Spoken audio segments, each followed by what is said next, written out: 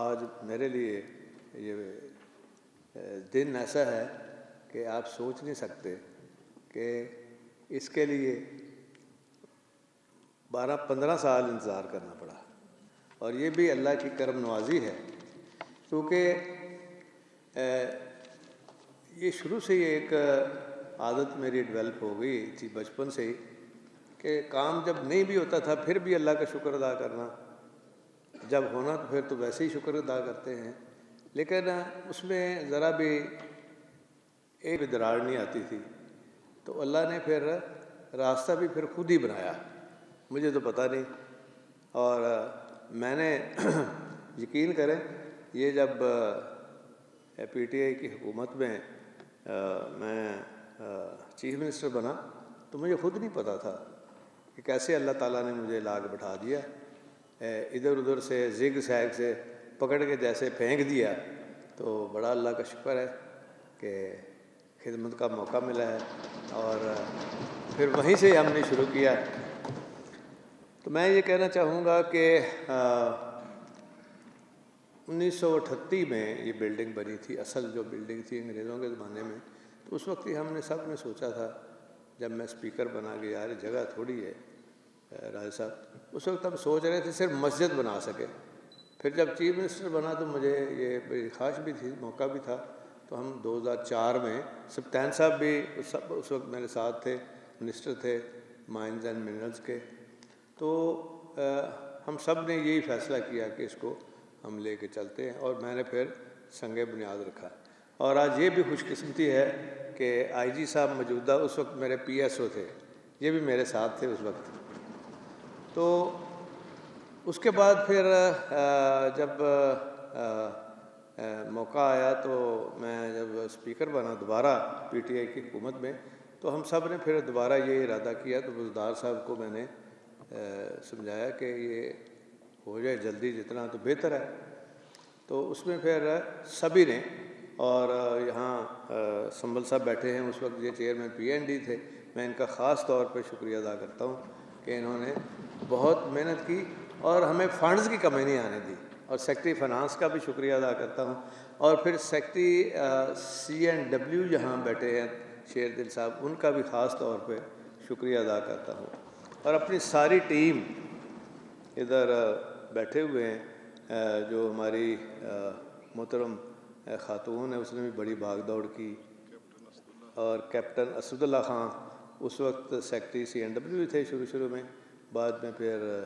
تبدیل ہو گئے۔ وہ 2 خواتین کا کیا نام تھا، ہاں ایک تو جنہوں نے میں نے نا ایک کمپٹیشن کرایا تھا کہ اس کا ڈیزائن جو ہے اس کو اسی طرح رکھتے ہوئے ایک ریپلکا ہو، اور اس میں مقابلہ بھی ہوا، تو جو ہماری آرکیٹیکٹ تھی سی این ڈبلیو کی زارا، تو اس نے یہ مقابلہ جیتا، تو آج ان کو بھی ہم نے بلایا ہے۔ اور پھر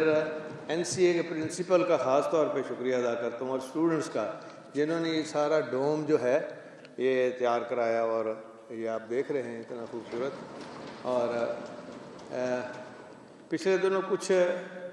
ٹرکش آرکیٹیکٹ آئے تھے ادھر، اور وہ ہم مسجد بنا رہے ہیں گجرات میں، راسخ خلائی چھوٹا بیٹا جو ہے، تو وہ خاص لے کے آیا تھا کہ وہاں جو بلو ماسک ہے اور اس طرح کی اور مسجدیں انہیں بنائی ہیں وہاں استنبول میں، تو انہوں نے آ کے دیکھا تو کہنے لگے کہ یہ عجوبہ ہے آپ کا جو انہوں نے کام کیا ہے نا اوپر چھت کا، یہ واقعی عجوبہ ہے۔ وہ کافی 3 دن رہے یہاں، آ کے دیکھتے رہے اس کو کہ کیسے کیا انہوں نے۔ تو بہرحال اس میں اور پتہ نہیں کوئی نام رہنا چاہیے، حالانکہ جنہوں نے فرنیچر سپلائی کیا وہ بھی بیٹھے ہیں، کرسیاں میں ٹوٹ دیا رہی ہیں نا، ان ٹھیک ہوئی ہے نا۔ تو باقی اصل بات یہ ہے جی کہ بلڈنگ تو بن جاتی ہیں، بلڈنگ بن جاتی ہیں، لیکن اس بلڈنگ کے اصل جو مقاصد ہوتے ہیں وہ کیسے پورے ہوتے ہیں۔ جو اس بلڈنگ کے اندر ہماری قانون سازی ہے جو سارے صوبے کے لیے ہوگی وہ میٹر کرے گی، یہ کرسیاں، یہ فرنیچر، یہ بلڈنگ وہ میٹر نہیں کرے گی۔ تو وہ بھی الحمدللہ یہ جو سارا آپ پیچھے دیکھ رہے ہیں ختم نبوت کے حوالے سے، اور خاص طور پہ جو آپ نے بل پاس کیا تھا جس میں کہ دین کی تعلیم کے لیے پہلی سے 5ویں تک ناظرہ اور پھر اس کے بعد پھر جو ہے FA تک پورا قرآن شریف و ترجمہ، اور جب تک آپ پاس نہیں کر لیتے تو آپ کوئی اور سبجیکٹ نہیں لے سکتے۔ تو اس میں مراد راز صاحب بیٹھے ہیں، ان کو خراج تحسین پیش کرتا ہوں کہ انہوں نے بڑی محنت سے اس کی امپلیمنٹیشن، اور پھر ہائی شکریہ ادا کرتا ہوں کہ ایک سول جج جو ہے وہ ڈیلی جا کے وہ دیکھتا ہے جی کہ یہ امپلیمنٹیشن اس کی ہو رہی ہے کہ نہیں ہو رہی، تو یہ ایک بہت بڑا کریڈٹ ہے۔ پھر علماء متحدہ بورڈ بنایا گیا، کتابوں کے حوالے سے لا پاس ہوا۔ پھر یہاں جو ایک سب سے میں سمجھتا ہوں دین کے حوالے سے جو اچھا کام ہوا تھا، اس میں ہم نے ختم نبوت ایکٹ پاس کیا یونیورسٹی کا، اور یہ ایک بہت بڑی یونیورسٹی جو ہے جہاں پہ ہم انشاءاللہ تعالیٰ آپ دیکھیں گے کہ بڑے تاریخی کام ہوں گے، اور یہ ہماری جو سیرت اکیڈمی ہے اس کے اندر مزید ایک ارب رکھا گیا ہے، اور اس کو ہم یہ آگے لے کے چلیں گے، جس میں دنیا کی تمام جتنی کتابیں چھپی ہیں وہ ترجمے کے ساتھ بھی موجود ہوں گی۔ اور پھر آتے ہی ہم نے اس میں ریسکیو 1122 کا جو بل ہے اس کو اپڈیٹ کر کے پاس کیا۔ پھر ایمرجنسی کے لیے چلڈرن ہیلتھ یونیورسٹی کا ایکٹ پہلی دفعہ پاس ہوا، جس میں کہ دوائیاں بھی مفت دی جا رہی ہیں۔ پھر جو جوبلی ٹاؤن انسٹیٹیوٹ ہے وہ بھی ڈینٹل، وہ بھی ایک اپنی جگہ بہت اچھا کام ہوا ہے۔ اور اسی طرح یہاں پہ پولیس کے حوالے سے بہت ہم نے لاز بھی بنائے، اور پروسیکیوشن سروس کا بھی کام ہوا اور ایکٹ پاس ہوئے۔ اب ہم نے ڈیفینڈر سروس ایکٹ ایک وہ بھی پاس ہو جائے گا انشاءاللہ، اس کے اوپر کام ہو گیا ہے اور اسپیکر صاحب کے پاس ہے، اور اسی اجلاس میں جو بھی چل رہا ہے انشاءاللہ اس میں وہ آ گیا۔ تو اس میں عام آدمی جو ہے، غریب آدمی، ہمارا چونکہ ایک محور تھا، اگر تعلیم ہے تو عام آدمی غریب آدمی کے بچوں کو، اور تعلیم ہے تو اس کو مفت ہم نے پہلے میٹرک تک، پھر ہم اب BA تک لے گئے ہیں، اور ساؤتھ میں جو بچیاں اسکول نہیں جا رہی تھی اس وقت 200 روپیہ تھا، اب ہم نے 400 روپیہ کیا ہے۔ اس کے بعد پھر اس ایکٹ سے نا عام آدمی غریب آدمی لٹیگیشن میں کچھ چلا جائے تو اس کو ہر سطح پہ